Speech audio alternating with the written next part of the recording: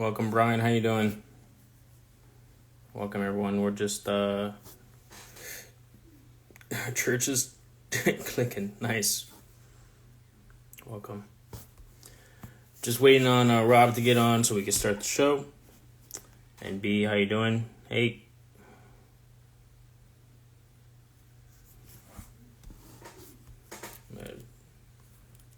Let's see.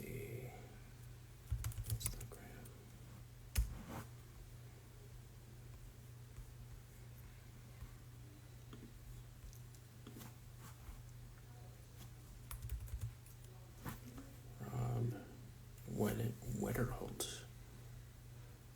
Oh, sweet. Where was that located? And how did he like it? Brian says, got to visit an air traffic control tower for the first time today. Travis, sweet.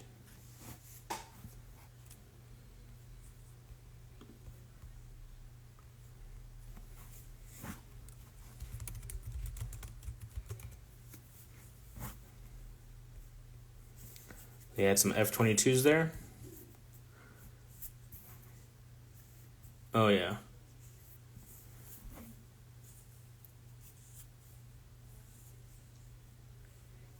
Yeah, you got most air traffic control towers are going to have about 3 to 4 positions. You'll have flight data clearance delivery. They deal with all the clearances, input the flight plans. Then you have ground control that deals with all the ramp, taxiways, and you have local control that deals with everything that's in the air, landing, and aircraft that are waiting to take off. Oh, that's a pretty good selection. C5, C-17, and KC-46. Really good selections.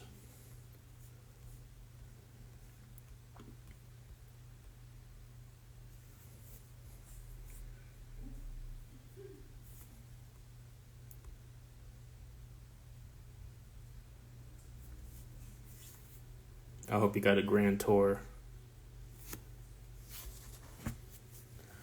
All right, as we wait for Robert to get on, we're going to go over a few little stats. This is episode 12. We've done about, it's not a year as of yet, even though 12 would be considered a year. Give me 1 second. I actually forgot to do something.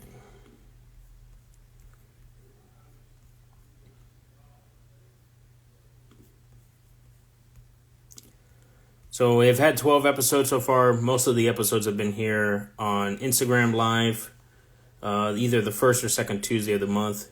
We've done 1 episode a month this year. Next year we will do 2 episodes a month, aiming for 2 at least. And after a few days of the show, we'll put the audio up on Spotify.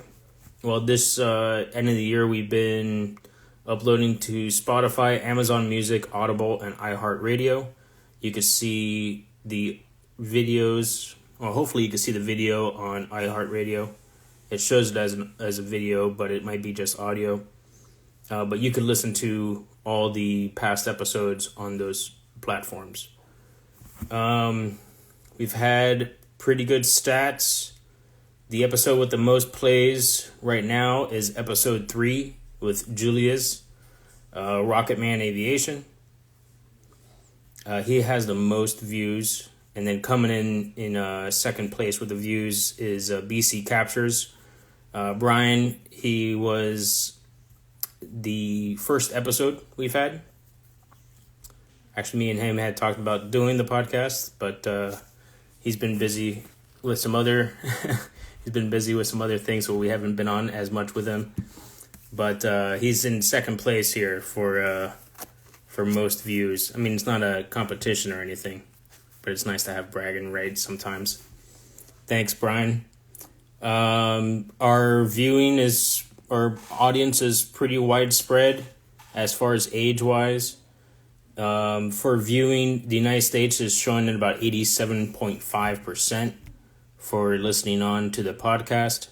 Japan increased, I think, from last month, whatever the stats were. I've deleted it by accident. Japan is at 6.7% for our audience, and Australia is at 2%. The other ones are about 1%, and Puerto Rico was one of them, Portugal, and Germany, just to name a few of those. So it's been a pretty good outreach. A few other things that you can see, I think it's on my Instagram. We did a Printify shop. Hey, Rob, welcome. Let me add you here.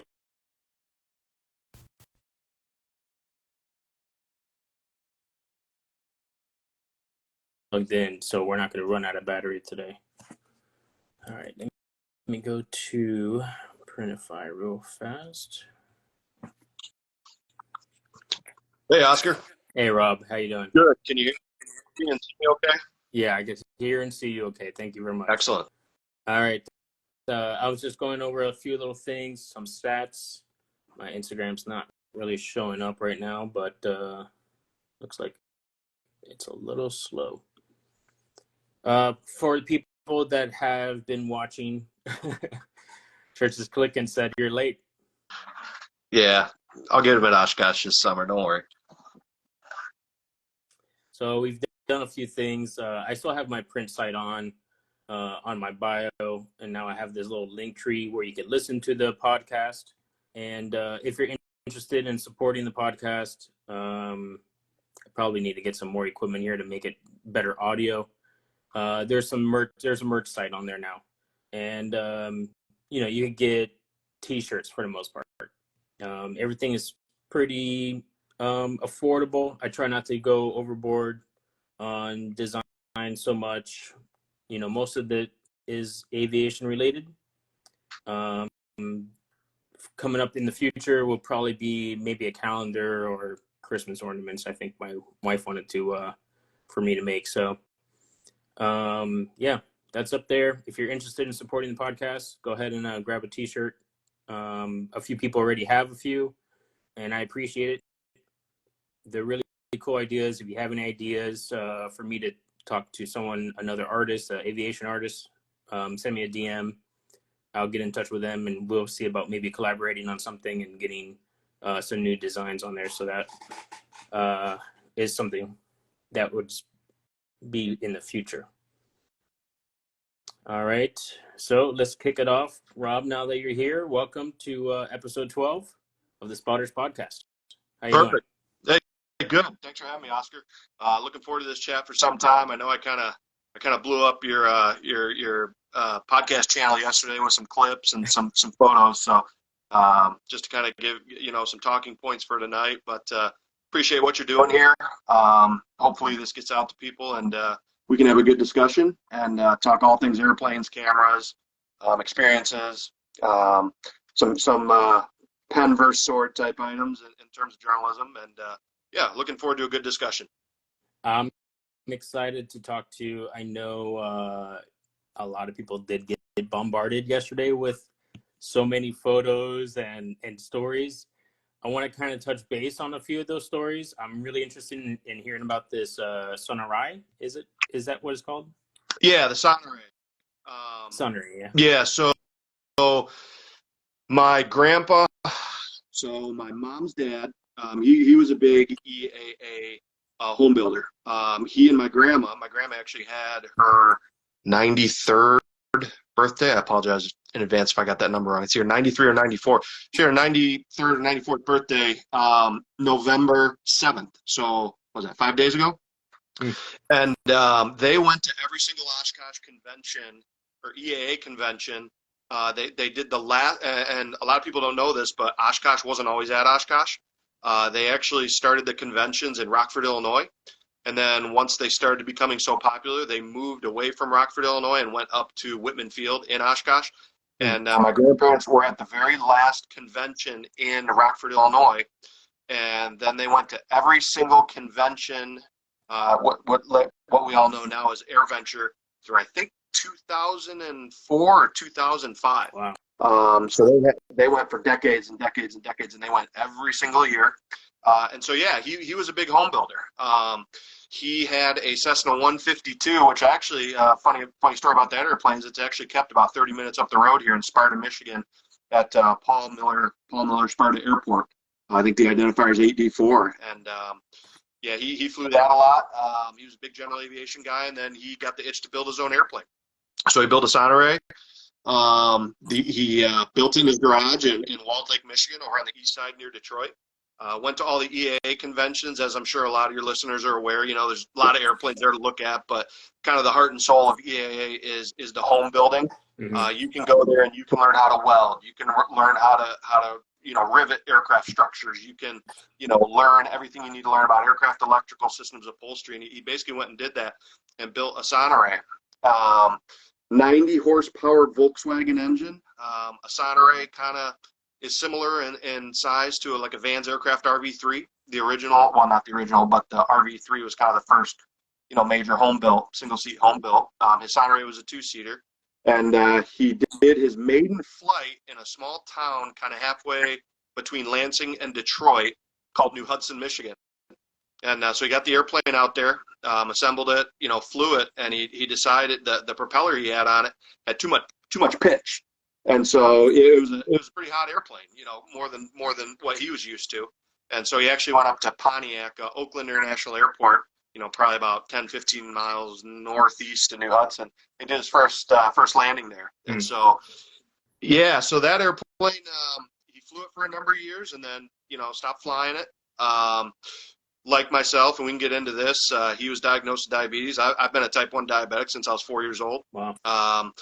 So yeah, he got diagnosed and kind of got out of the flying game, but he had the Socarras. He took the wings off it, folded the wings, and had it. He's got a massive pole barn that's still standing at my grandma's house, and it's pretty cool to go through there. So he had a Socarras in there, and he also had a Luscombe that after he passed, my mom, my aunt, and my grandma, they got together and they sold the Luscombe.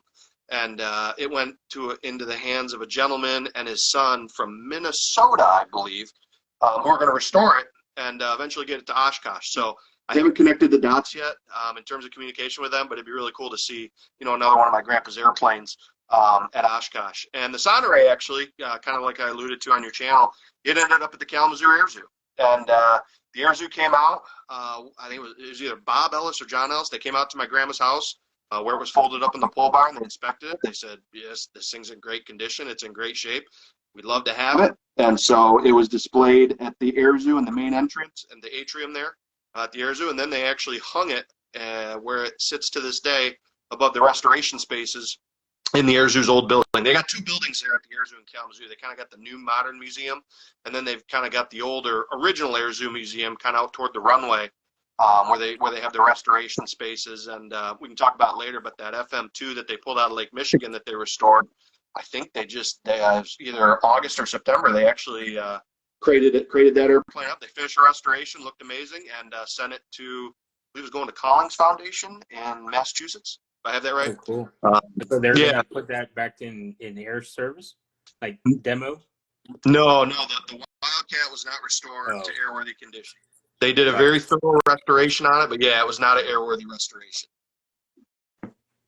So how does a museum go out and say, you know what, I think this pole barn might have an airplane in it, or did they know your family kind of already, and they decided let's get this aircraft in a museum?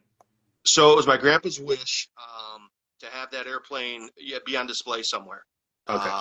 And so I believe, I don't have the full story on that. That's a really good question, but I believe they put some feelers out to see if some museums in the area wanted to, come out and check it out, see if they wanted to put it on display.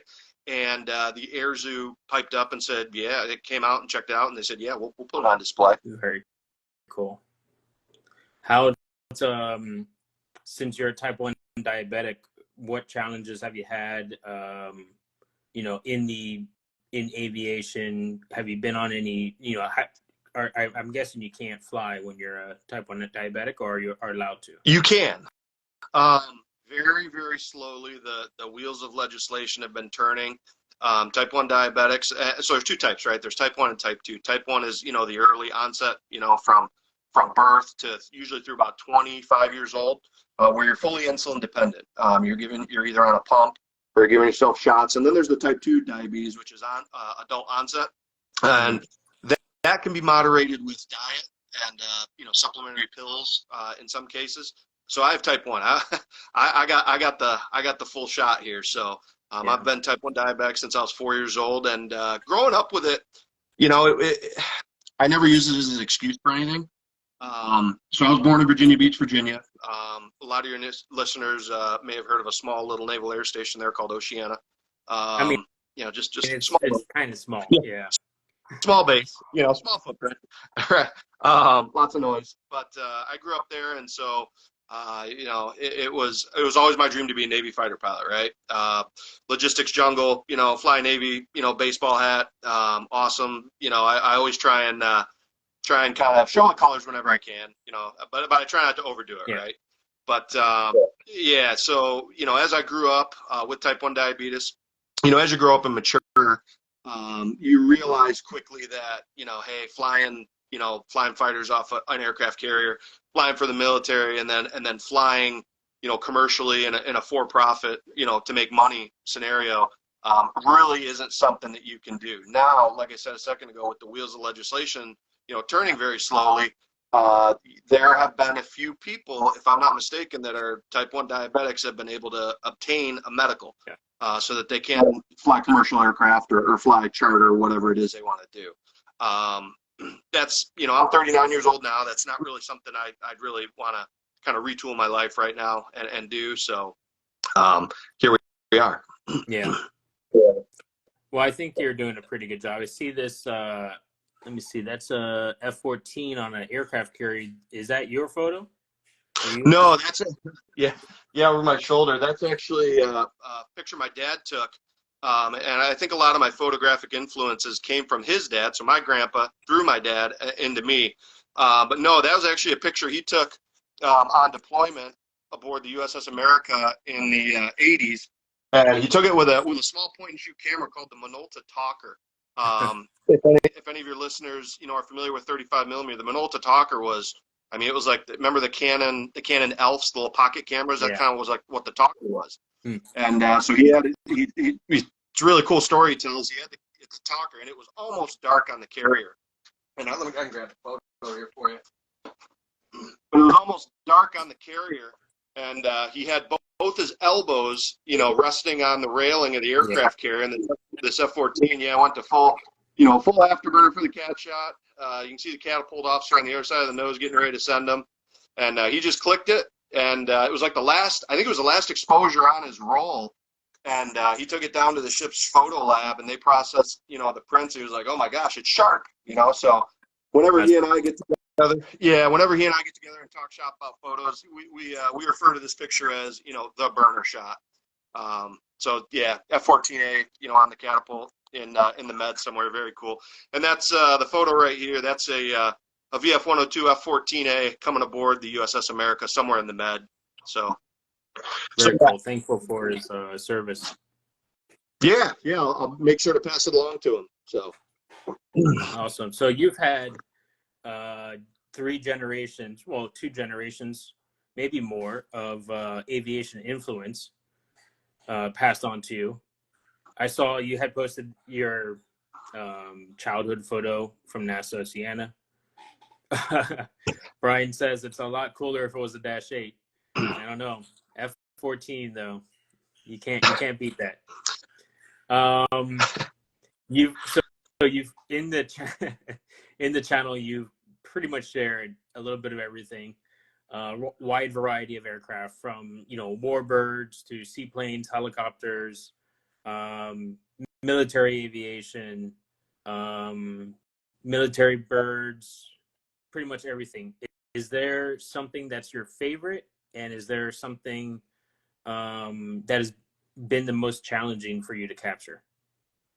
Yeah, good question. From a photographic perspective, I like I said, I grew up in Virginia Beach near Naval Air Station. It was Cold War Navy, so there's lots of flying, lots of squadrons, lots of different aircraft types. So my heart is always going to be with, fast jet fighter aviation. To a fault sometimes, right? Some of my friends in college when I was going to Western Michigan, they give me a hard time. They say, yeah, it's all you care about is Hornets and Tomcats and stuff like that. And I said, okay, I'm beyond help. I'm sorry. So the fast jet, the military stuff is always going to be probably my favorite. We're quickly, coming into a world saturated with F-35s, Super Hornets. The F-22 is very cool because it's really rare. But just the diversity in military aviation is a little lacking at the moment. And, I get it. Threats change. And so, they're trying to do the best they can with what they have. But it was just imprinted on me at a very young age. Tomcats were always going over the house.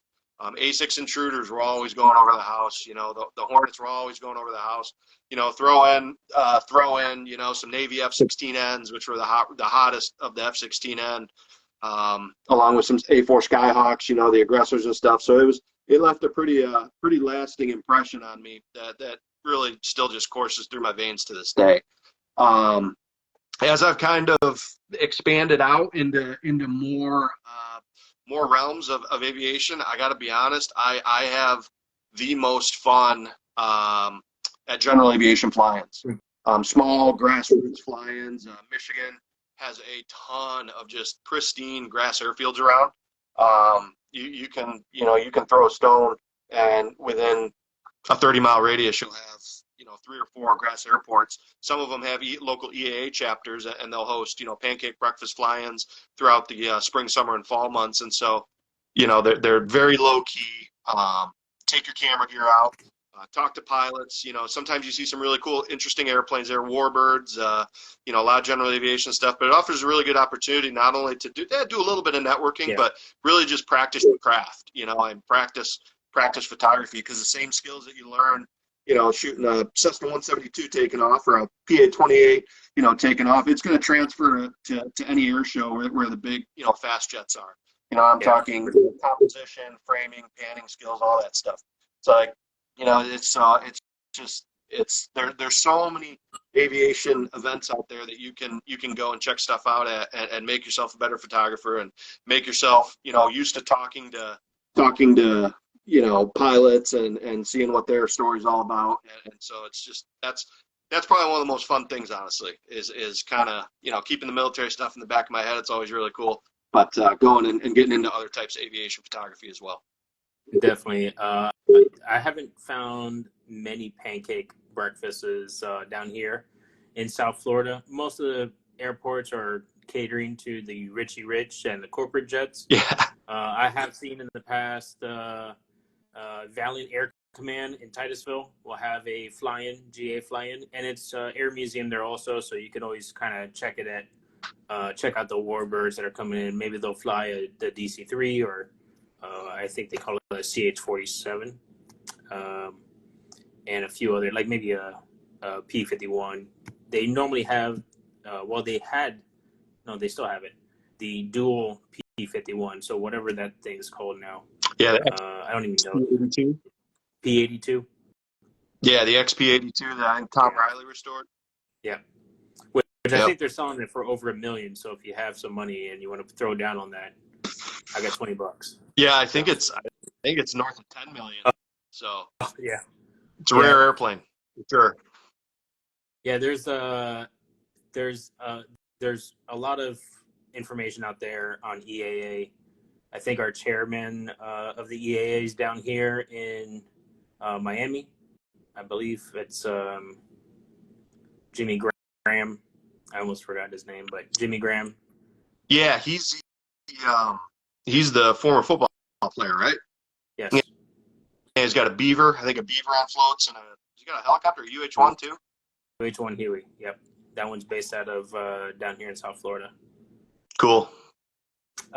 So you mentioned panning, and we've been seeing a lot of panning shots across the community in the last month.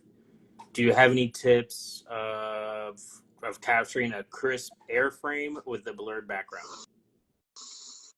Yeah, practice as much as you can.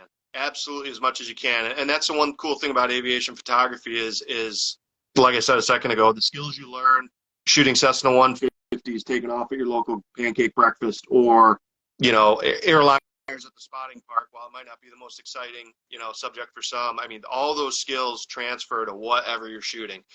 Um, I try not to, you've probably run into it yourself, Oscar. There's people like, oh, I only shoot warbirds, or I only shoot, military aviation, or I only shoot it. And I shoot it all, because it's all cool. It all flies. It's fun to see. It's fun to shoot. So any chance I get, I like to, go out to we got a viewing park here in Grand Rapids at the airport. You're facing north, so the lighting is always awesome. And sometimes I'll just go out there with my camera gear and just hang out and just try and see how slow I can get my shutter down.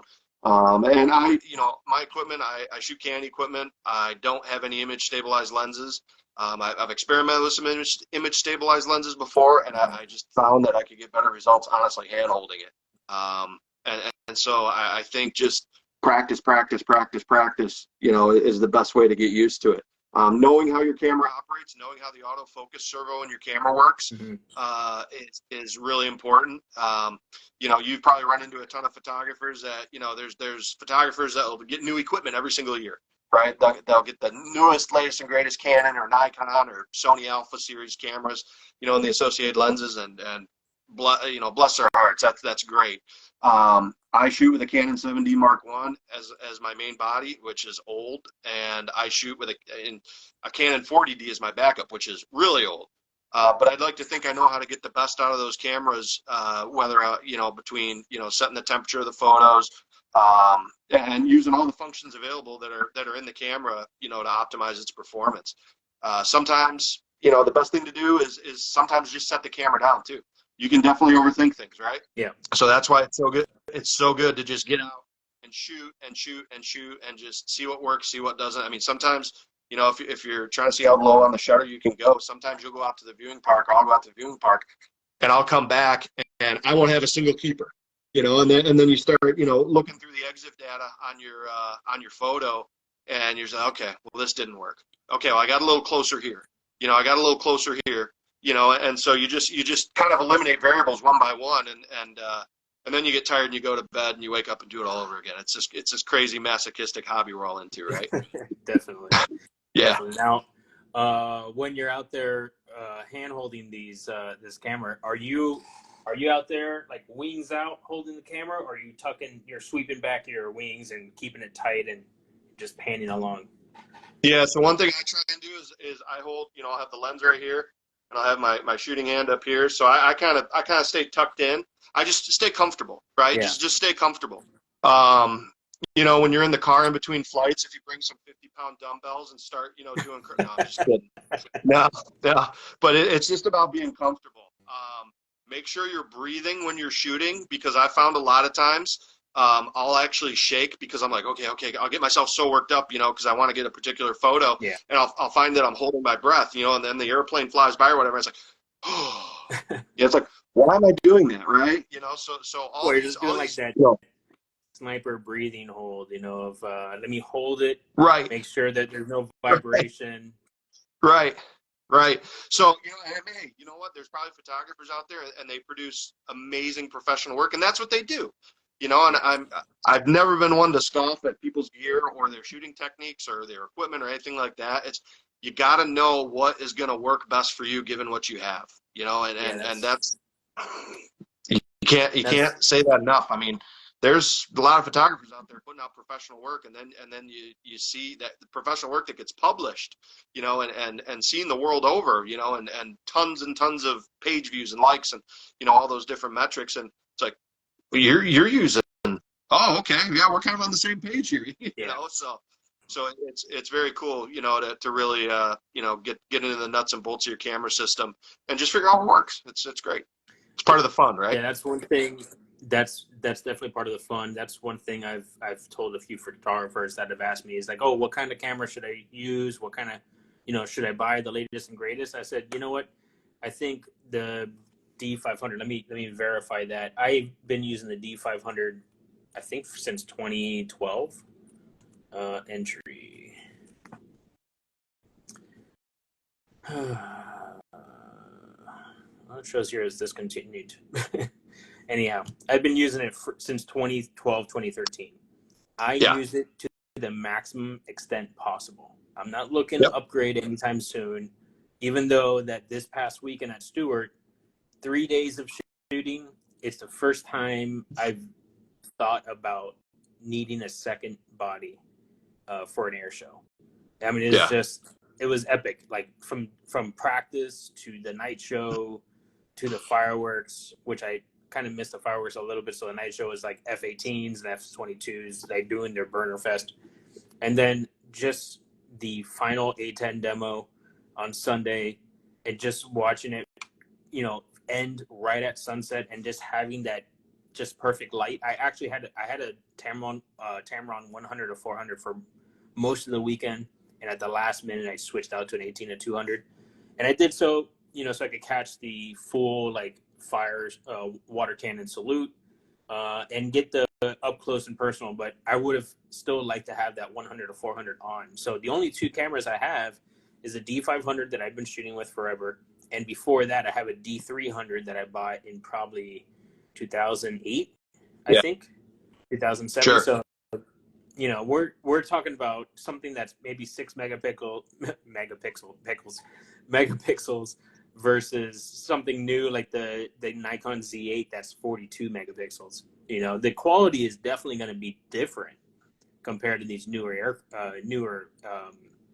camera bodies, but use what you have and use every ounce of its capabilities before you Yep. decide to jump into something that's going to cost you, $3,000 in your pocket. Yeah.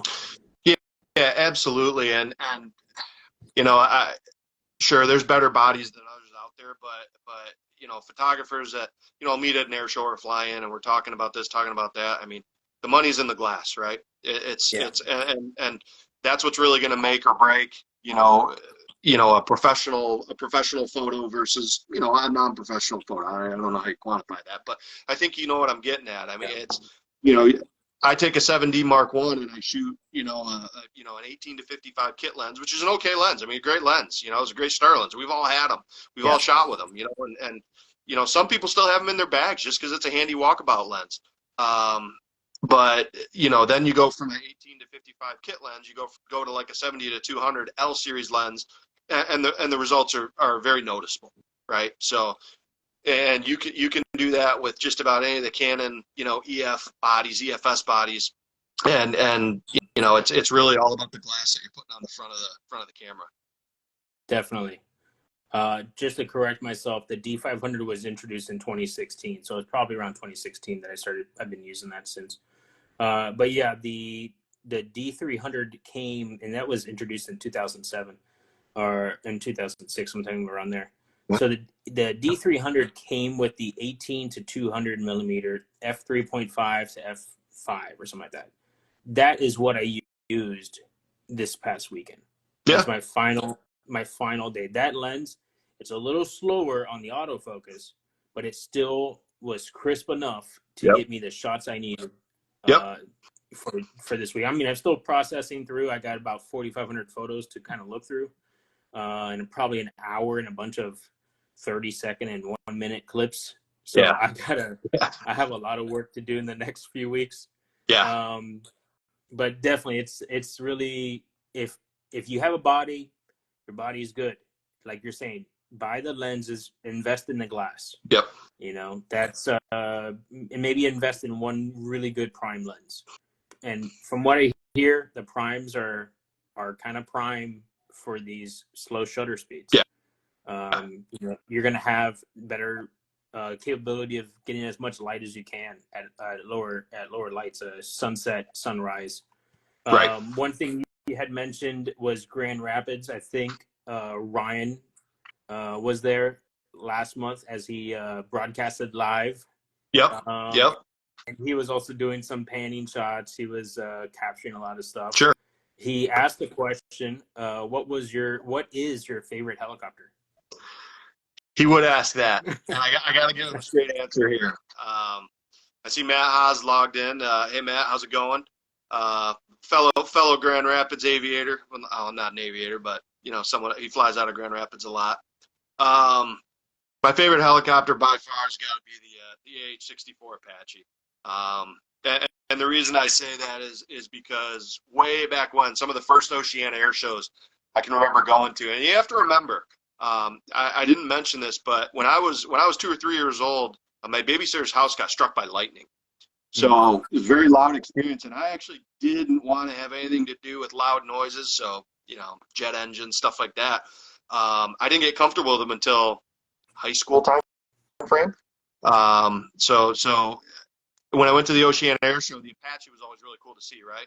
And what they would do is, Oceana's got the parallel, 5-2-3 runways, and on the north end of the airfield, there's a big mall right there, Lynn Haven Mall. And they would actually put the Apache over there on the south end of the mall. And so, the announcer would come on, and this was before, the Army doesn't do any sort of, they got the Golden Knights. That's about it. I really wish they would showcase their helicopters more, because they've got some impressive machines. But the announcer would come on. I remember, there's a tree line, and then the Apache would just come up. It would just come up. And it was like, oh my gosh, that is so cool. And so he'd do a routine. I mean, he'd do rolls, he'd do, loops, he'd do hammerhead turns, all this stuff in an Apache. And it was pretty cool. And not to be outdone, shortly after the Apache flew his routine, the Marines would launch a UH-1, and they would have a rope on it. And the rope would have, knots every 10 feet or so. And sure enough, there'd be Marines hanging onto it for dear life, and they'd fly this UH-1 around the perimeter of the airfield, with some pretty high angles of bank. So that rope would sometimes be, almost 90 degrees, and these guys are just hanging out for dear life. It was all a great show for me. But yeah, the AH-64 Apache is just a phenomenal machine, and they continue to upgrade it. It continues to be, lethal and adaptable to today's battlefield. I mean, it's been around for decades now, and it just keeps on kicking ass, and it looks the part to boot. I mean, they're mean looking. Definitely. Let me see. Let me see what I can do here. Hold on 1 second. Whoops. That's not what I meant. Oops. I had the option of showing a photo last time, but I can't do it right now. I can't do it. It was anyway. I was going to show you the. I was actually sitting in an AH-64 Apache when it came down to Miami for the Air and Sea show this year. Yeah. So that was pretty epic to be up close and personal with one of those. Their demo is a little bit the same, except we're on the beach, so they kind of come up from behind us, from like behind the buildings, come over, and then they do their whole sweep around. They go. It's insane. Yeah. And I think they fly in, and while the A-10s would come in after and do their runs, and then the tanker, the KC-130, 130, KC-130 would come, and then they would all air refuel together. So it was an amazing demo. We'll see what's going to happen this year with the A-10 being gone. I've been covering that for about 20 years, since the first time I probably experienced an A-10. Back in 2004, and I think back in Miami, guys will know the McDonald's Air and Sea show was at Fort Lauderdale. They were like the headline sponsor. Everyone was talking about McDonald's Air and Sea show. You go to the McDonald's, and then you'd have like, Air and Sea show advertisements there. So it was like one and the same. And I was on the ramp. I remember I was a contractor for a company for the air traffic remote pilots. So I was the remote pilot in an air traffic environment, acting, a person acting as a pilot, or another air traffic facility training air traffic controllers. And I had a friend at an Opelika airport here in Miami, and I went onto the ramp, and I had my camera, and I said, hey, can I walk over there too? And they're like, oh, you're FAA, you're allowed to go over there. I'm like, well, technically I'm a contractor, but I didn't say anything. I was like, yeah. So, and I got a cool shot of in front of a A-10. I don't know where those guys were from, but from seeing that amazing aircraft for the first time, it kind of came kind of full circle capturing it over this past weekend.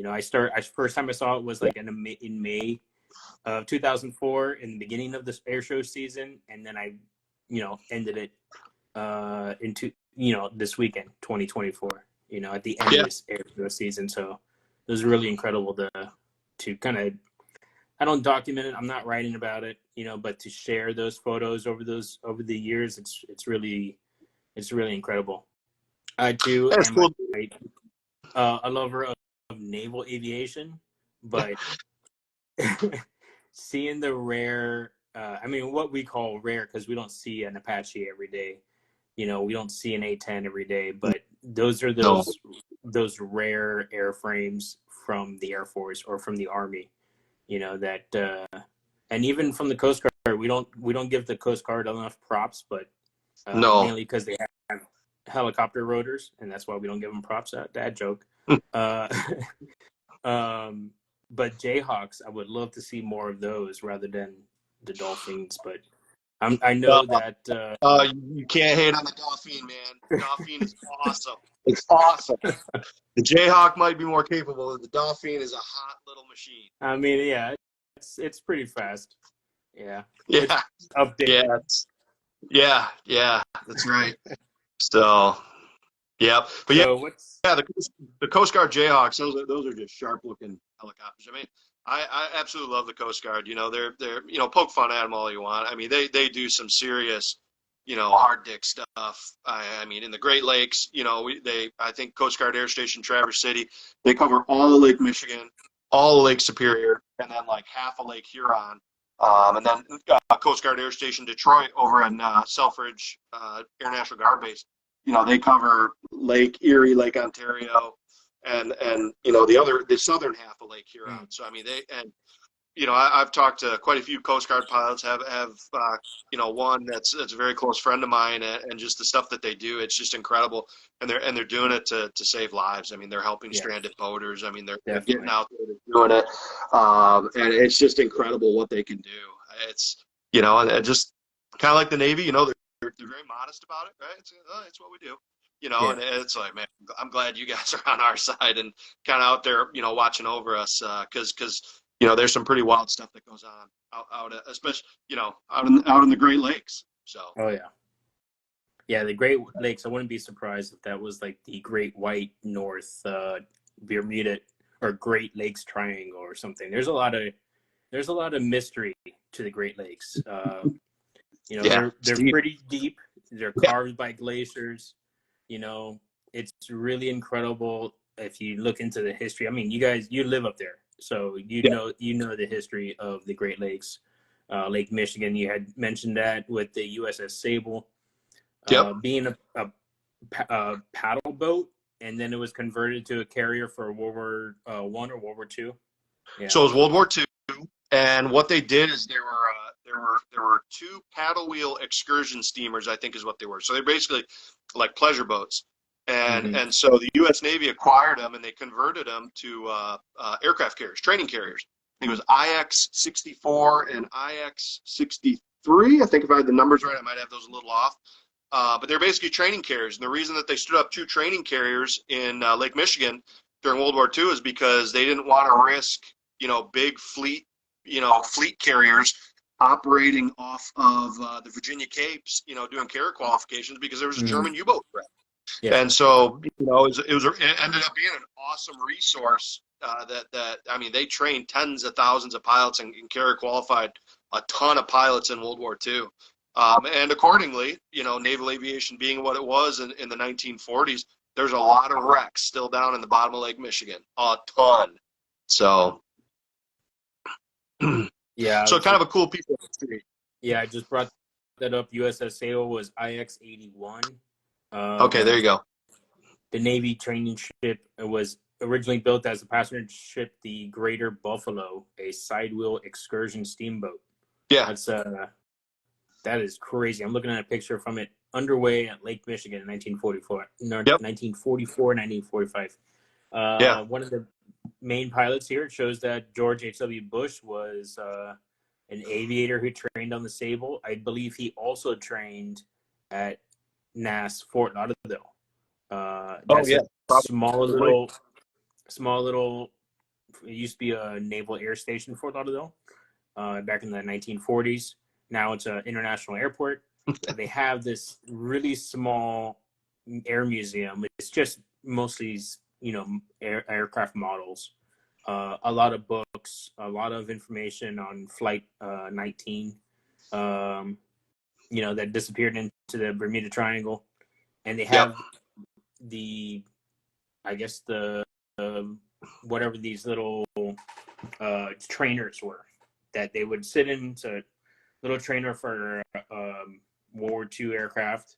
I I forget what think that's the old link, they're called. the link trainer, right? Yeah, link trainers. Mm-hmm. Yeah. So it's really incredible to kind of go in there and see that, old history. Yeah. Yeah, Raptor Geno Photography, the museum I work at has a Dauntless from one of those wrecks near there. Yeah, I mean, if it flew in World War II off a carrier, I think there's at least a handful down in the bottom of Lake Michigan somewhere. Like I mentioned in your chat, there's a gentleman about an hour and a half south of me here. I'm in Grand Rapids, Michigan, but there's a gentleman about an hour and a half south, I think, in Dowagiac.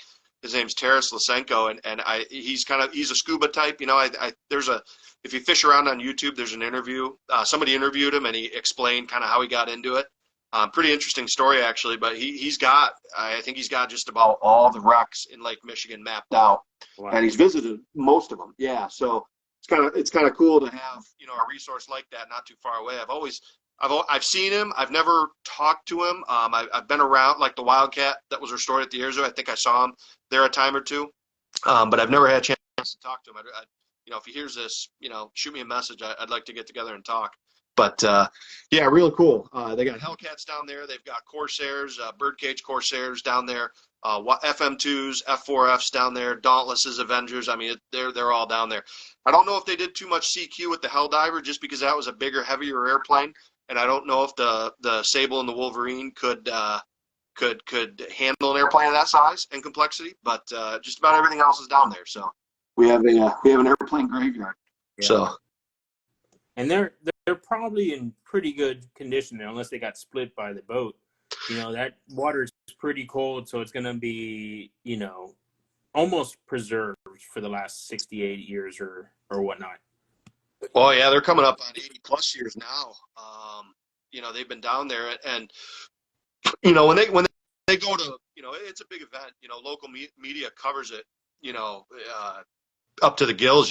When they pull one of these airplanes out, it'll be on TV, it'll be in what's left of newspapers, but it's a big deal. I think the last one was was the Wildcat, I think, that the Air Zoo did.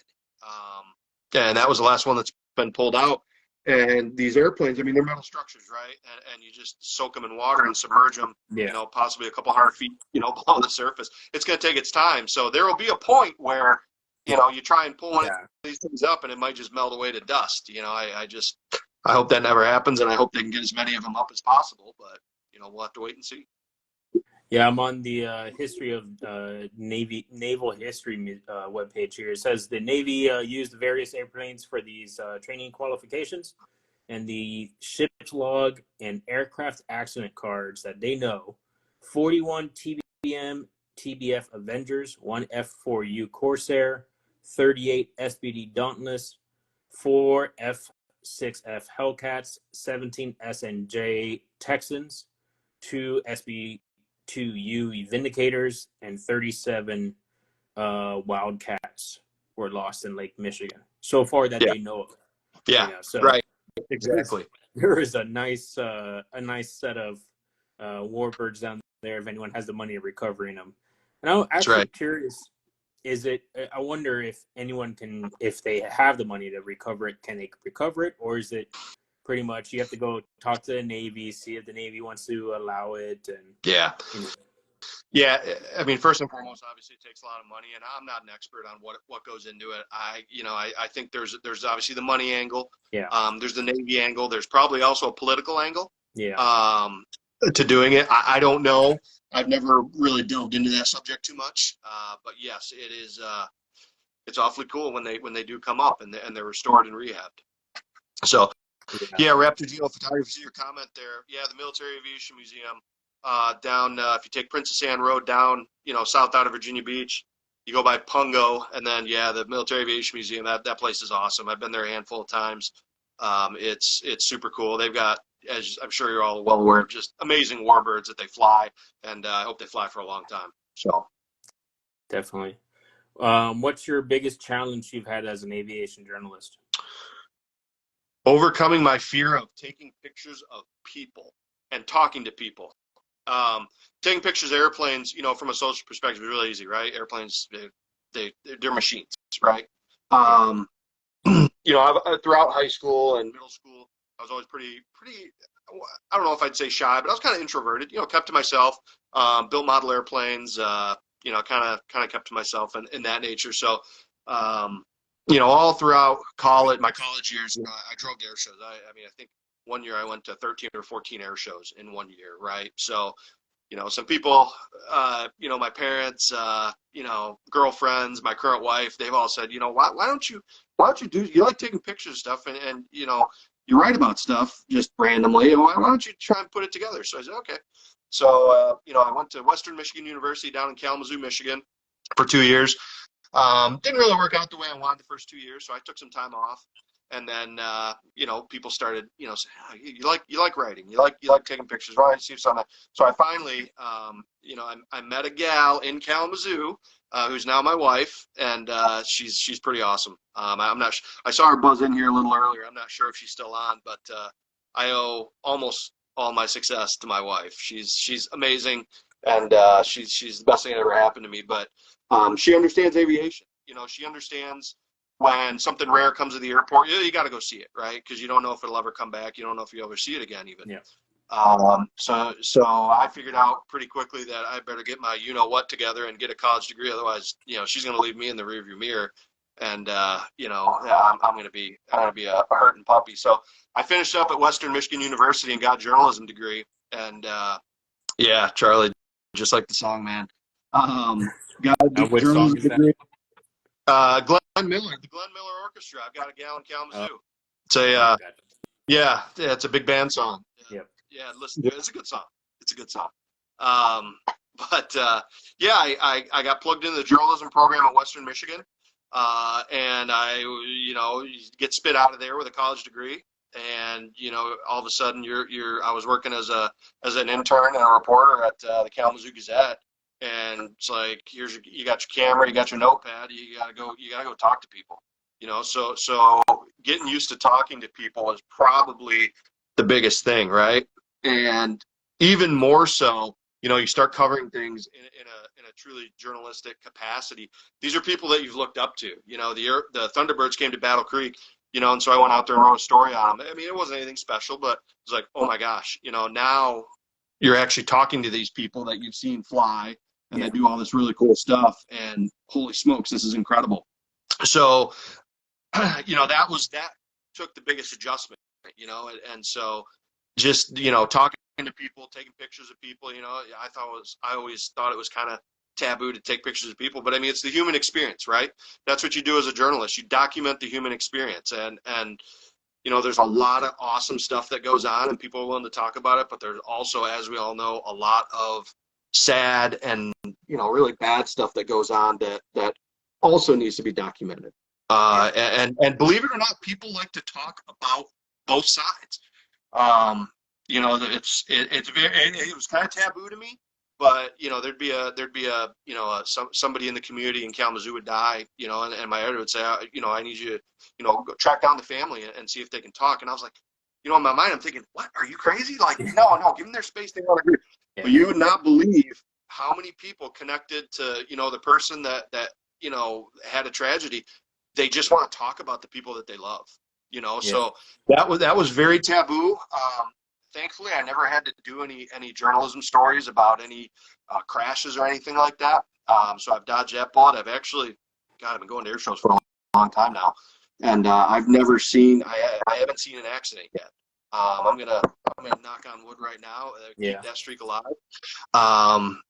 But yeah, just kind of just calming myself down, calming my nerves down, and just trying to listen to what the people are saying, as you ask them questions for your stories and whatnot, and just making sure to make sure you're receiver unit is on. You're listening to everything they're saying. You're taking accurate notes. Some people didn't like to be video recorded. You'd say, "Do you mind if I record you on my cell phone for your husband?" They're like, "Nah, I'd appreciate it if you just did it on your notepad." Okay. So learning how to communicate with people in a journalistic sense, and you can't be scared to ask me, "Hey, can you repeat that?" Because I mean, some people, they just talk faster than you can write. Yeah. And so I look back at some of my notepads I had when I was a journalist, and I'm writing like the first letter of the first word. So it'd be like IATQFE. And it's funny though, the human brain being what it is, you get back to the office and you'd know exactly what the quote was. And you could fill on the blanks. So it was really interesting to kind of retune your mind and really focus on what people are saying. Definitely. That's something, a year and a half ago, I didn't think I'd ever have a podcast. Yeah. I didn't think I'd ever reach out to people I didn't know and say, "Hey, you want to come talk about what you like about photography?" And it's still, we've done 12 episodes, or I've done 12 episodes, and it's crazy. It's still going. I looked at all these other podcasts going on Spotify. I'm like, okay, how many people have done an aviation podcast? How many people are still doing it? It looks like it phases out. I guess we'll just do it and see what happens. Yeah. And I have people all throughout the rest of this year and into next year up to March, and that's 2 episodes a month next year. So where nice. people like what I'm doing. People like sharing their stories. I love hearing people's stories. I love to learn. Never stop learning. I'm always saying that. Yep. So if I could put out an episode and somebody can get a piece of information that can help them in their photographic journey or in a career in aviation, I'm all for it. I'm going to continue Absolutely. to do it. Yeah. I mean, your podcast is it's going to turn out to be a great resource for a lot of people. So yeah, I think it's awesome what you're doing. I'm humbled that you want to talk to me about my small experiences, involving journalism and aviation photography. But yeah, I hope that, if anyone has any questions, obviously reach out to me. I just love talking shop about everything, as I'm sure you can tell. So. I mean, I love talking to you now, and we don't have a lot of time left, and I would love to get you on again next year to maybe talk more about the journalism part. We talk so much about photography and how much we both love aviation. Yeah. It's great. I loved it. I loved it all. For our closing, where can people find your work? Instagram is probably going to be, the best spot right now. I kind of caught the Instagram bug, I don't know, a year or two ago, a couple of years ago, maybe. I try, my wife jokes with me. She's like, you got to keep it updated. You got to keep it updated. Some of my photographer friends will say, you got to keep it updated. I'm like, yeah, I know. I just, I try and, I got the model airplane thing I'm big into. I'm still going through, gigs of photos, trying to, keep stuff updated. But yeah, Instagram is definitely the best spot to see kind of what's going on, the latest thing. So I know I got to post more. So you got to post more. Come on. I do. I do. Got to post more. And, yeah. Me too. Yeah. It's tough when you're capturing 4,000 air show photos. Yeah. A lot of those are duplicates, but it's like, wow, I got to process all of these. It's a side of the thing that unless you've done it, a lot of people just aren't familiar with, right? I mean, you go to Oshkosh for a week and you got 14,000 photos to sort through. I mean, yeah. how do you organize? Yeah. You go to a single air show and you're shooting 2,000 or 3,000 photos, in one outing. And if you go to the show both days, it's double that. So yeah, it's a necessary evil of the hobby, right? Yeah, definitely. Yeah. Well, Rob, it was a pleasure talking to you tonight. We're definitely gonna have to schedule another one for next year. Thank you very much for joining. You bet. Yeah. And anyone that listens to this, feel free to give me a follow on Instagram if you have questions about journalism, shooting airplanes. You want Oshkosh tips on how to do Oshkosh. feel free to reach out to me, please. I love interacting with people, love talking shop, and Oscar, awesome. It's awesome what you're doing here. Thanks for taking time, and yeah, we'll definitely put something on the calendar for next year because I don't even think we talked about everything we wanted to talk about. So looking No, I forward to mean it. we got episodes. We have episodes full of talking points with you, so it's great. I'm looking forward to it. Thank you Perfect. again. Thank you everyone for joining us for episode 12. Next month is our final episode of the year. It's going to be a really good one. It's going to be on December 3rd. We're looking at potentially 3 other guests on that day. It's going to be a roundtable discussion with some topics. Nice. We're gonna have fun. So we'll see you then. Thank you. And this is another episode of the Spotters Podcast. Have a good night. See ya.